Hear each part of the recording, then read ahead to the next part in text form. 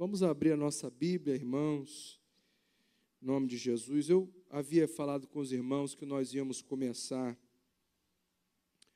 o estudo em Apocalipse, mas eu achei por bem a gente começar pelas cartas para fazer sentido a questão do Apocalipse, né? Então, nós vamos estudar a carta aos Romanos e vamos até Apocalipse. Amém, irmãos? Porque vai fazer mais... Porque toda a palavra ela está conectada, ela está ligada, e é necessário a gente entender o que o Apocalipse está apontando, porque ele está apontando para algo que a igreja precisa fazer ou deixou de fazer, e a consequência disso, né? Então, eu achei por bem, foi até um pedido também, para a gente começar pelas cartas, as epístolas, até chegarmos em Apocalipse. Bom, a gente não tem pressa, né? Enquanto Jesus não vem, a gente vai se banqueteando com a palavra, né? Em nome de Jesus. Em reverência à palavra do Senhor, fique de pé. Capítulo 1, epístola do apóstolo Paulo aos Romanos. Nós vamos fazer hoje só a introdução, entender essa carta, né? E a gente começa a caminhar por ela em nome de Jesus. Diz assim o versículo 1 do capítulo 1, a epístola aos Romanos, do nosso querido apóstolo Paulo. Paulo, servo de Jesus Cristo, chamado para apóstolo, separado para o evangelho de Deus, o qual antes havia prometido pelos seus profetas nas santas escrituras, acerca de seu filho, que nasceu da descendência de Davi, segundo a carne, declarado filho de Deus em poder, segundo o Espírito de santificação, pela ressurreição dos mortos, Jesus Cristo, nosso Senhor, pelo qual recebemos a graça e o apostolado para a obediência da fé entre todas as gentes pelo seu nome, entre as quais sois também vós chamados para serdes de Jesus Cristo. A todos os que estáis em Roma, amados de Deus, chamados santos, graça e paz de Deus, nosso Pai, e do Senhor Jesus Cristo. Amém, irmãos? Você pode se sentar glorificando o nome do Senhor, porque Ele te concede, né? Nessa noite estar na presença dEle. Nós estamos diante de uma epístola muito importante, uma carta da parte de Deus, segundo escreveu o apóstolo Paulo. Não há dúvida do dono dessa carta, né? Quem escreveu essa carta, porque ele mesmo começa no versículo 1, Paulo, servo de Jesus Cristo, chamado para apóstolo, né? Então ele já começa deixando claro que essa epístola pertence a ele. A epístola de Paulo aos Romanos tem 16 capítulos. A gente chama de epístola porque ela tem esse corpo, né, de carta, missiva. É uma composição poética em forma de carta. Às vezes a gente chama de carta, mas não é propriamente uma carta, né? Ela tem essa colocação de epístola porque ela tem uma série de características para tal.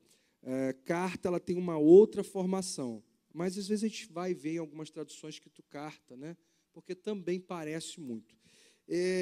Ela está direcionada para os cristãos em Roma, e o propósito dessa carta, irmãos, é apresentar as principais doutrinas cristãs às pessoas que estavam em Roma.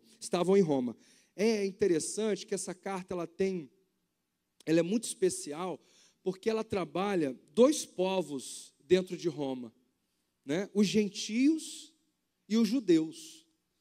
Então, se você observar nessa carta, eu queria pedir a você, são 16 capítulos, eu acho que a gente consegue ler essa carta durante essa semana até a próxima terça-feira, porque eu queria que você estivesse contextualizado, até para que você possa entender o viés aqui desse estudo, né? Então, se você pudesse programar e ler aí 2 capítulos por dia, os capítulos não são longos, são gostosos, a leitura é gostosa, sabe? Você vai se interessando cada capítulo. Então, é importante a gente caminhar aqui. Mas ela é direcionada para dois povos aqui, os gentios e os judeus. E há uma crise aqui. Há uma crise, e a gente vai entender isso no estudo, porque os judeus, eles estão aqui meio que pressionando os gentios a seguir o conselho deles. Olha, vocês precisam circuncidar, vocês aceitaram Jesus, vocês precisam fazer tudo que está na lei mosaica, né? Na lei de Moisés. E apóstolo Paulo, ele pega firme com isso aqui, porque a preocupação da carta é trazer unidade e não trazer divisão. Então você vai perceber que Paulo, ele vai glorificar a Deus pela fé dos romanos. Ele vai também afirmar que a justificação e a justiça de Deus é pela fé e não pelo comportamento somente. E aí, por isso é uma carta atual, porque nós vivemos hoje tempos, irmãos, que a gente muda o comportamento, mas não muda o entendimento. Então, você vai ver pessoas que mudaram o comportamento. É bonito de ver, né? Né, irmã Débora? A pessoa mudou o comportamento, a pessoa agora está diferente, fala diferente, mas quando ela é espremida ou moída, quando ela entra no vale, aí salta da sua boca aquilo que está dentro.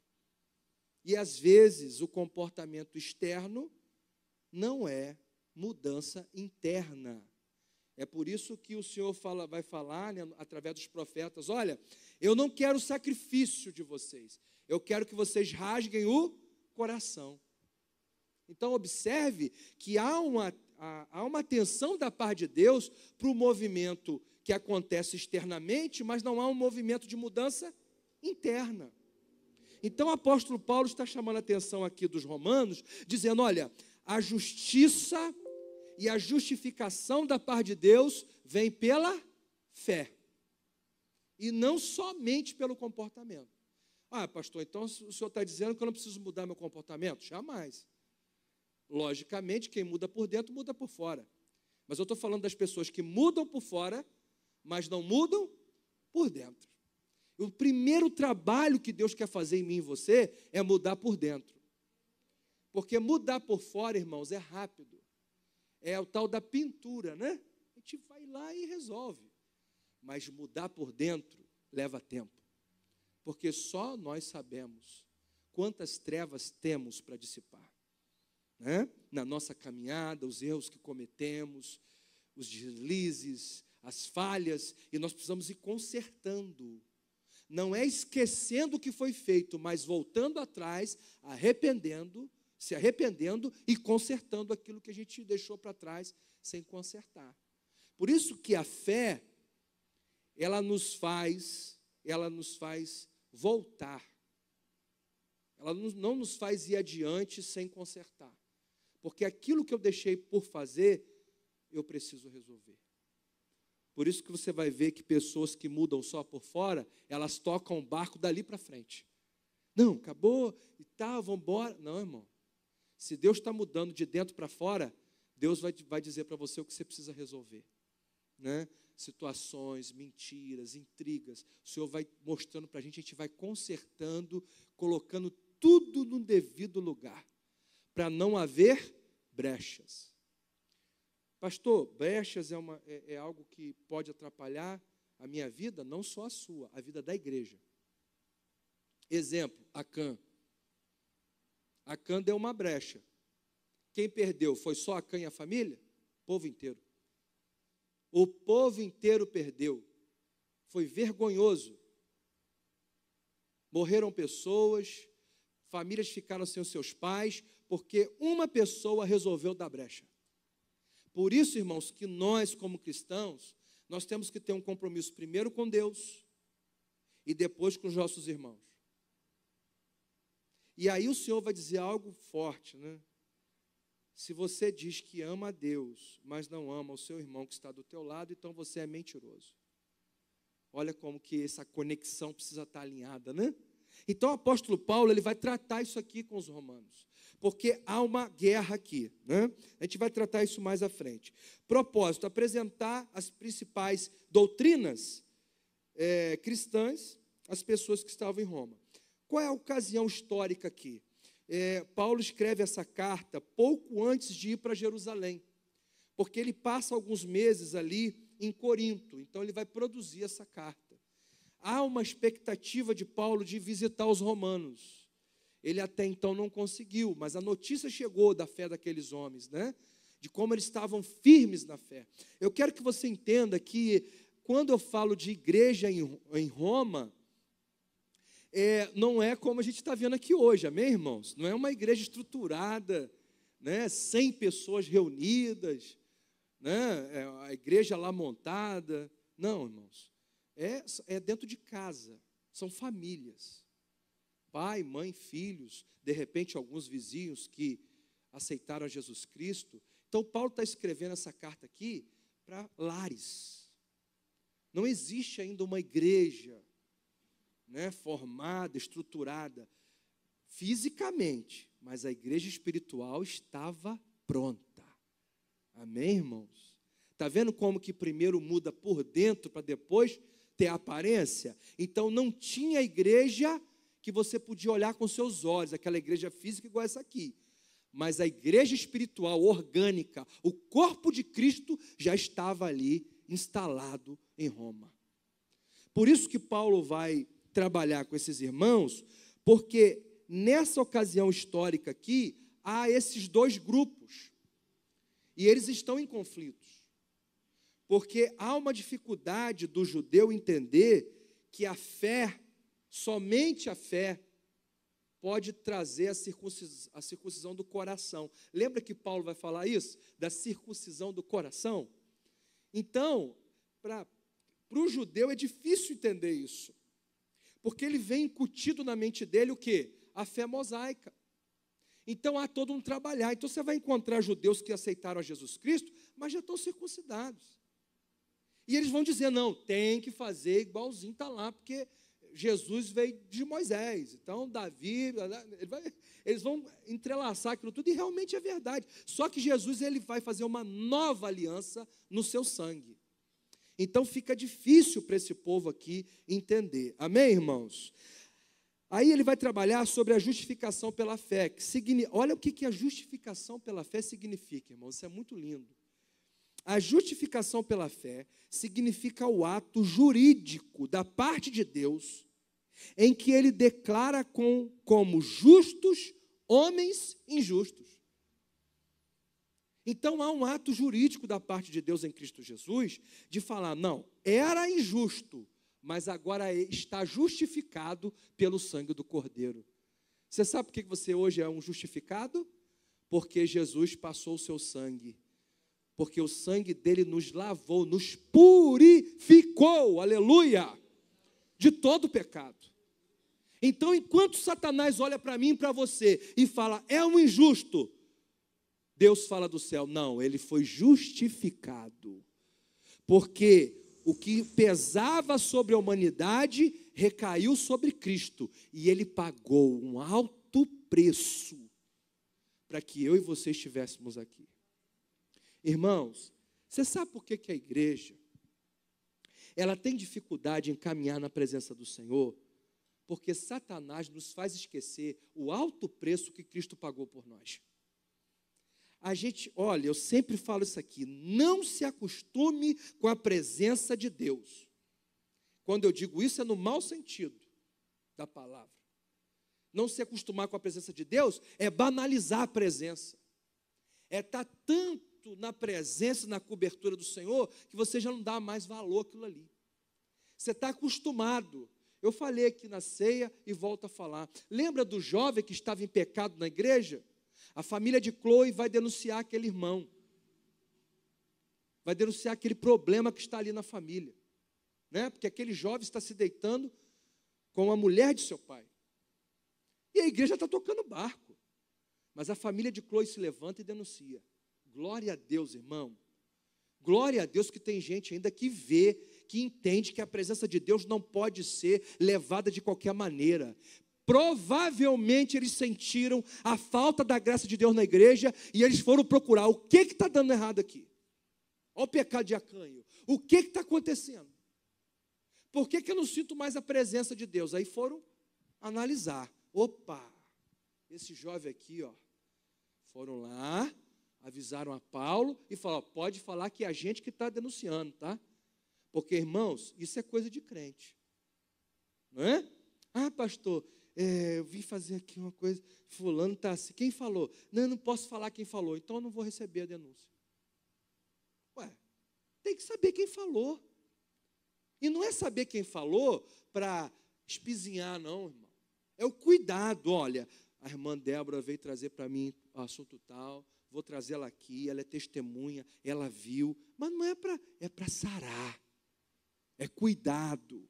Então a família de Chloe percebeu que tinha algo errado, que esse menino banalizou a presença de Deus, achou algo comum.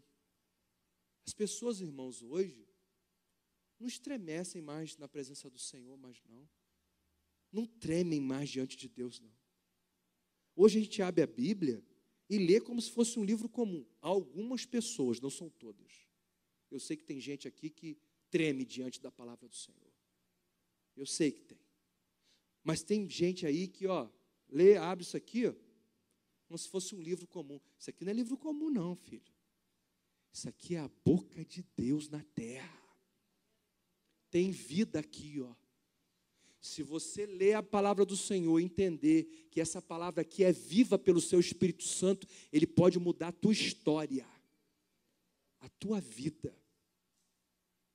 É por isso que quando eu não vejo vida na palavra, a minha vida está morta diante dos homens. Eu deixo de ser uma carta aberta e viro um livro velho. Ah, você é crente? Ah, tá. Você é da onde? Ah, você é do... Ah, tá. Não tem nada para oferecer. A pessoa olha para você como se fosse um livro velho. Mas quem treme diante dessa palavra, quando pisa lá fora, na sinagoga de Satanás, as pessoas tremem quando vê você, porque você é um livro vivo andando na face dessa terra. Aonde você dá um passo de si para as trevas. Você já passou por isso? Ih, para a conversa aí. Meu irmão está chegando aí. A pessoa sabe. Não conversa esse negócio não. Uma vez um irmão, eu estava há pouco tempo aqui, o irmão mandou uma foto para mim. Coitado, ele achou que eu ia receber aquilo ali de bom grado. Uma foto terrível. Uma brincadeira de mau gosto.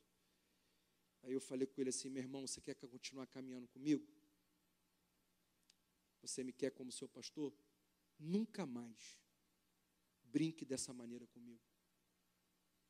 Não faz isso não, porque você está gerando morte, e se eu aceitar isso, não te corrigir, eu também vou morrer. Isso é bom para a carne, mas não é bom para o espírito. Hoje nós estamos juntos, caminhando com a beleza. Mas precisou ter a correção, porque, irmão, começa bem pequenininho, brincadeirinha, né?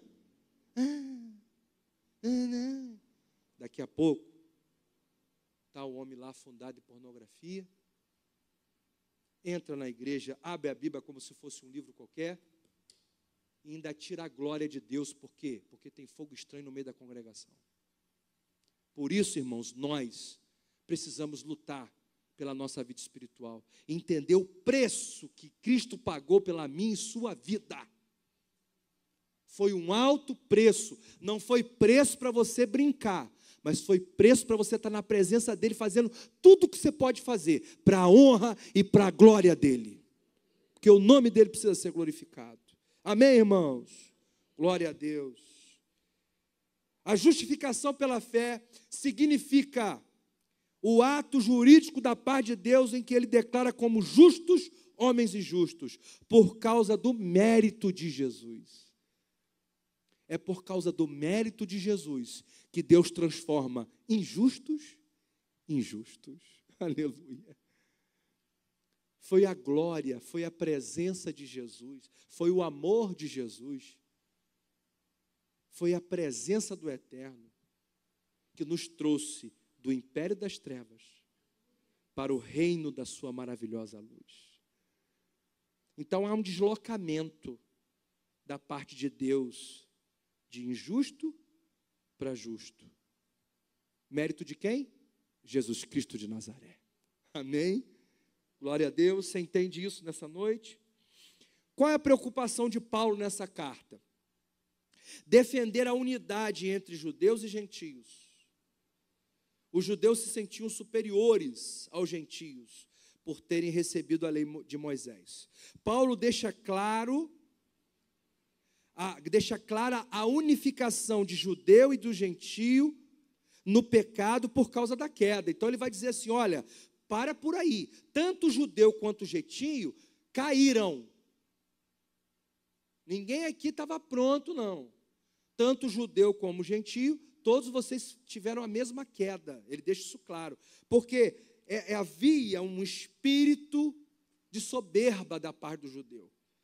De achar, não, a gente caiu, mas caiu mais ou menos. Há poder no sangue de Jesus, irmão. Nós estávamos caídos mesmo. Né? Tem gente que acha que ainda é mais ou menos bom, por isso que Jesus chamou. Não, Jesus viu alguma coisa boa em mim. Que coisa boa? Que coisa boa há debaixo desse sol, irmãos? Todos nós pecamos e fomos separados da glória de Deus. Na verdade, a justiça de Deus pedia a destruição da humanidade. Mas a graça manifestada no Filho e a comunhão que veio através do Espírito nos ligou novamente com o nosso Criador. Aleluia! É por isso que eu gosto que você sempre se lembre das virtudes do Pai. Qual é a virtude do Pai? Amor. E o amor manifestou o quê? A graça no Filho. E o amor e a graça no Filho manifestou o quê? A comunhão através do Espírito. Ou seja, o Espírito é encarregado de unir todos diante da mesa do Pai. Quem tem ouvidos para ouvir, senta na mesa. Por isso que eu estava aqui falando, foi ontem, né, sobre a voz do bom pastor, né? A gente, no domingo, não pode ter o ouvido agravado, porque às vezes o pastor vai chamar para a mesa e eu não vou escutar. E eu vou achar que não é comigo. Querido, você não foi chamado para a presença do Senhor para brincadeira. Não foi chamado para um ato religioso, não. Nós fomos chamados para sermos transformados, e sendo transformados, transformar a vida dos nossos irmãos. Através do nosso testemunho, através das nossas obras, através da nossa fé. Aleluia, glória a Jesus. Então, também pela graça por meio de Jesus, ressaltando que a justiça salvadora do Evangelho é uma necessidade de ambos, judeus e gentios. Essa justificação que vem pela graça, por meio da fé, expõe que judeus e gentios, unidos no corpo de Cristo, constituem um único povo. Esse é o povo de Deus, o verdadeiro Israel espiritual. Perceba que agora o Senhor está trazendo um novo Israel, que é o Israel espiritual, que é a igreja invisível. E na igreja invisível não tem judeu, nem gentio, nem grego. Na igreja invisível tem os filhos de Deus. Todos que foram justificados, todos que foram alcançados pela graça, agora são filhos e filhas de Deus. Amém, irmãos? Olha a importância, e agora eu já finalizo. Olha a importância da carta de Paulo aos Romanos para a nossa igreja hoje. Olha só, João Crisóstomo, considerado um dos maiores pregadores do século V depois de Cristo, pedia que a epístola aos Romanos lhe fosse lida em voz alta. Olha que interessante. Fosse lida em voz alta pelo menos uma vez por semana. Então, um grande pregador, um homem que alavancou a igreja de Cristo, ele entendeu que essa carta, ela precisava ser lida uma vez por semana em voz alta. Você sabia dessa história? Eu também não. Eu fiquei assim. abismado com essa verdade, né, do Evangelho, que para ele, né, tocou tanto. Então, a igreja do século V, juntamente com esses homens que estavam ali, eles entendiam a importância dessa carta. Uma carta muito importante para a igreja atual, né?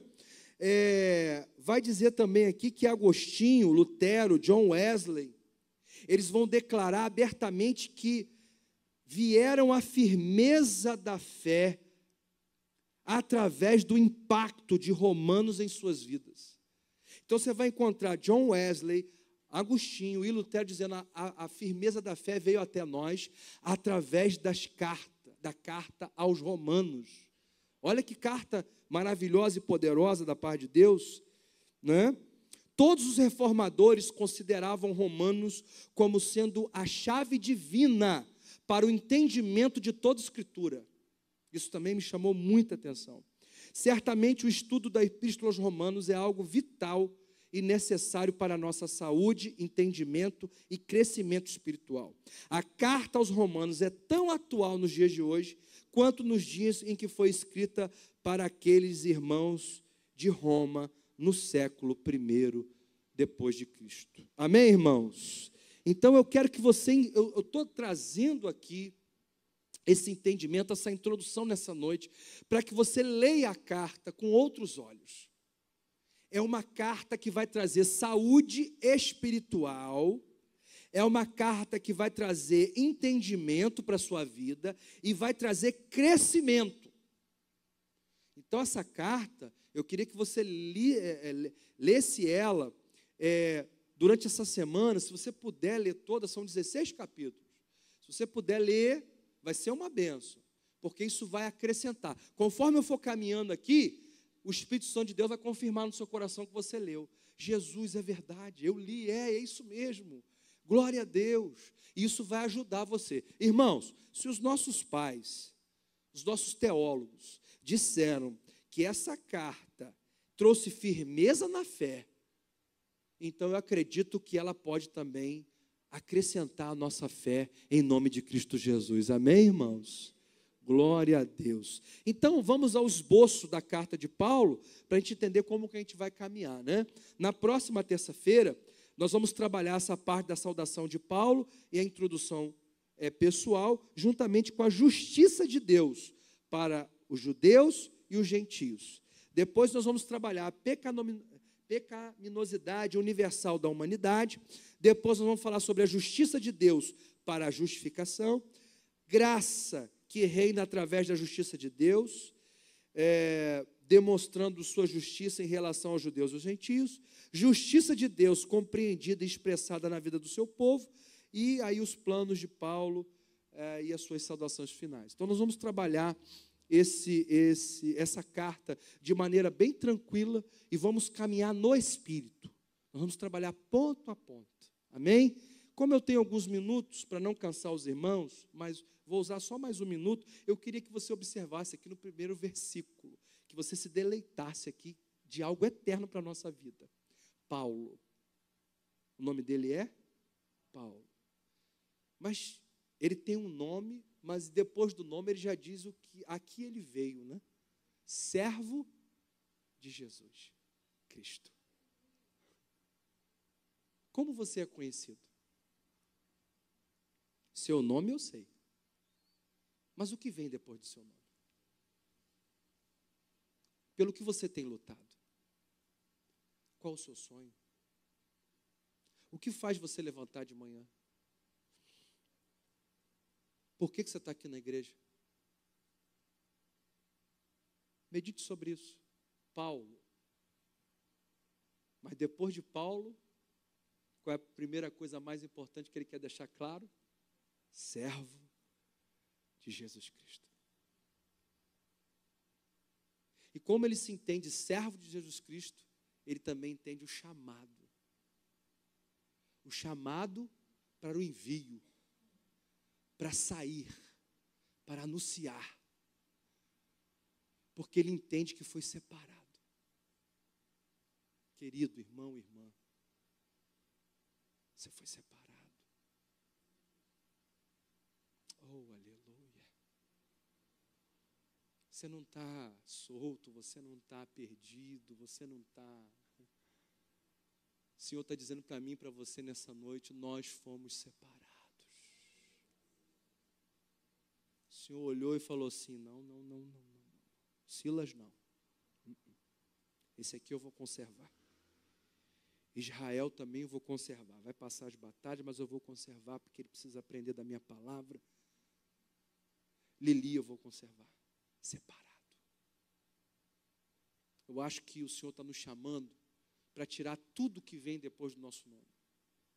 Toda ansiedade, toda carência, todo medo. E a gente entender que depois do nosso nome, nós somos servos de Jesus Cristo. Que o inferno saiba disso. Porque Satanás vai apertar a gente, vai sufocar a gente. Mas só tem uma coisa que vai sair da nossa boca. Satanás, você já perdeu. Perdi por quê? Porque eu sou servo de Jesus Cristo. Eu fui separado. Aleluia. Aleluia. E eu fui separado porque eu fui chamado. Antes da fundação do mundo, o Senhor contou comigo e contigo, meu irmão. Sabe, Ronaldo? Não é acaso não, Ronaldo. O Senhor te separou, te chamou para você cuidar de um povo. Não é acaso não. Por isso que eu volto a dizer, nós não podemos entrar nesse lugar achando simplesmente que é uma reunião de homens. Não, aqui não, irmão. Reunião de homens acontece lá fora. Aqui é a reunião daqueles que foram lavados, comprados, aleluia, limpos, justificados, separados, chamados para sermos só uma coisa: servos do Senhor. Aonde estão os servos do Senhor? Aleluia! Nós somos servos do Senhor. Você entendeu agora porque os teólogos, Lutero, vão dizer que a fé deles foi avivada, foi acrescentada lendo a carta aos Romanos? Perceba que a gente começou só no primeiro versículo do capítulo, primeiro versículo primeiro. Olha quanta riqueza. Essa carta vai mudar a sua vida espiritual em nome de Cristo Jesus. Como eu disse para os irmãos, a palavra de Deus é viva e eficaz. E ela vai e penetra no mais profundo do nosso ser, arrancando toda dúvida, medo, toda ansiedade e carência, e nos enchendo da graça e da presença de Deus. Amém? Fique de pé. Agradeço pela sua atenção nessa noite. Fico muito feliz de ver os irmãos aqui.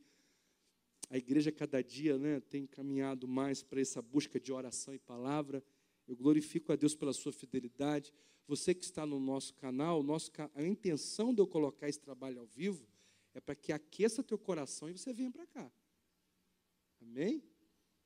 Porque eu queria estar com você aqui, principalmente os obreiros. Então, a intenção do canal é chegar nos lares dos idosos que não podem vir. Nós temos muitos idosos. Quando eu comecei a cortar o canal, comecei a vir os idosos me pedindo, porque não estava tendo acesso ao culto, mas também para animar e levantar aqueles que não conseguem sair de casa. Porque nós precisamos buscar aquele que morreu por nós e nos justificou. Amém, irmãos?